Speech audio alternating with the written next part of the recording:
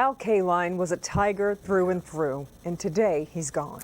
Tonight, Rod Maloney has a look back at the life and legacy of the man who was our Tiger King.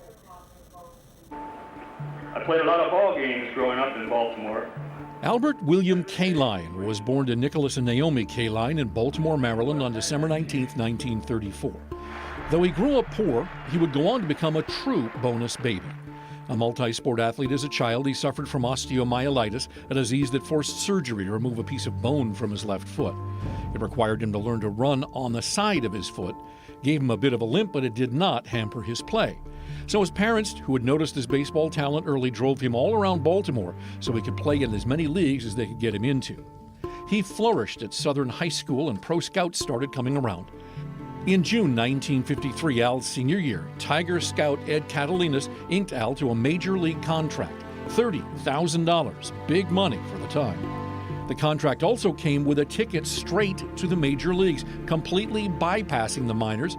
His first game with the Tigers was June 25th, 1953. I hit the first pitch to center field, and I was so nervous I don't remember a thing about it. He hit one home run in 28 bats that year. In 1954, he played regularly but injured himself running into the right field wall, prompting then Tigers owner Walter Briggs Jr. to remove a row of Briggs Stadium seats jutting out into the field. And that's how Kaline's Corner got its name. But in 1955, Al's second full season, he amazed, winning the American League batting title. Number 6 hit .340, becoming the youngest player ever to do so, a record that stands to this day. He made the American League All-Star team and would do so for the next 15 seasons and twice more in the 1970s. Al made a reputation for himself as an all-around extremely consistent player with a strong arm and a timely bat, and that's how he became known as Mr. Tiger.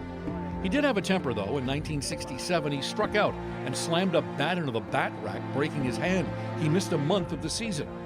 In the storied 1968 season, a wild pitch broke Al's left arm, and he missed 6 weeks. By the time the Tigers had made the World Series, he hadn't played much, so he offered to sit out the series. But in a move now legend in baseball history, Tigers manager Mayo Smith decided to put Al in right field and move Mickey Stanley from right to short. Early on, the Tigers didn't play very well, trailing 3-1 to the Cardinals, and Lou Brock leading the way for the Redbirds. He belts McLean's second pitch into the stand. A tremendous 420-foot home run. What a dismal beginning for the Tigers. In Game 5, Al had his shining career moment. And this brings up a veteran player of 16 seasons. Detroit's sentimental favorite, Al Kaline, playing in his first World Series. Al's clutch bloop single to right scored 2 runs, making Tigers history. I'm just happy that our team's been able to bounce back, and now we'll go to St. Louis, and maybe we can just squeeze it out. You never know. Bounce back they did in a most memorable comeback. Bill Freehand waits for it. The Tigers are the new world champions. Al's reaction, of course, came quiet, classy, and humble. It sent the goose pimples all up my back, and it was a tremendous thrill to think that I was able to do something for the fans after all these years. Al kept playing at his high level for the next 6 years, yet toward the end, he felt he hadn't played particularly well, and one season he turned down a $5,000 raise. In 1974, as the new designated hitter, he reached another historic milestone. The pitch is swung on. There's a drive down the right field into the corner. He'll be in for a base hit, maybe extra bases. Al reached the 3,000 hit plateau, just the 12th player at that time to get there. He retired at the end of that season with 3,007 hits, 399 home runs, and hit 309 times. Former Tigers manager Billy Martin had this high praise for Al when he retired. Joe DiMaggio, Willie Mays, and Al Kaline. And those are the 3 greatest players I've seen as far as doing everything. Base running, outfield, throw, hit. Retirement wasn't really in the cards. Immediately, Al went into the Tigers broadcast booth doing Tigers television color commentary with George Kell on WDIV and Pass Sports. Major League Baseball remembered Al's noteworthy career, though, his .297 lifetime batting average and 10 gold gloves. So in 1980, the minute he was eligible, Mr. Tiger found himself giving a speech in Cooperstown. By far, being inducted into the Hall of Fame is the proudest moment of my life. Al called the Tigers' 1984 World Series win and a lot of lean seasons in between.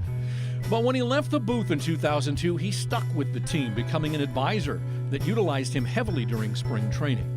In all, Al spent an incredible 64 years with the Tigers. Al would talk Tigers with our Bernie Smilovitz over the years thereafter, but he always harkened back to that one magical summer.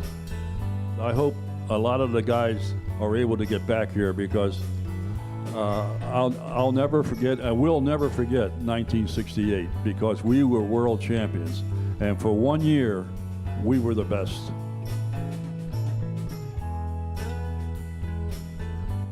Such an extraordinary gentleman. Go back to that part about turning down a raise because he didn't think he'd played well enough to earn it.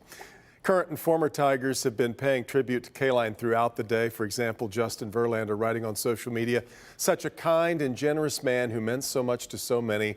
I hope you knew how much I enjoyed our conversations about baseball, life, or just giving each other a hard time. I am honored to have been able to call you my friend for all these years.